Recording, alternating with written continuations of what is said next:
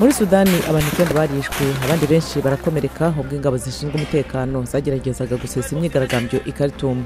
Komisiyo y'umuryango w'ubumwe bw'Uburayi iravuga ko uwo muryango urimo gucungira hafi uko ibintu byifashe aho muri Sudani nyuma y'uko abigaragambyaga batewe n'abasirikari. Iyo komisiyo irahamagarira umutuzo no kwihutira gushyiraho inzibacyuho ya demokarasi.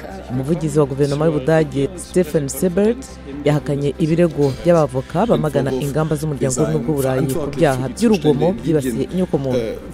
Amarushanwa akorwa hifashishijwe za video arinjiza imari cyane kandi amasosiyete atunganya imikino afite icyizere cyo kuzagira umwanya ukomeye cyane mu ruhando rw'imikino ku rwego mpuzamahanga. Umunyabugeni Osaze Amadasan yakoze amakarita hashingiye ku muco yerekana uruhare abantu bagize mu mateka y'igihugu n'ibindi bihangano bifite inkomoko mu bwami bwa kera muri Benin.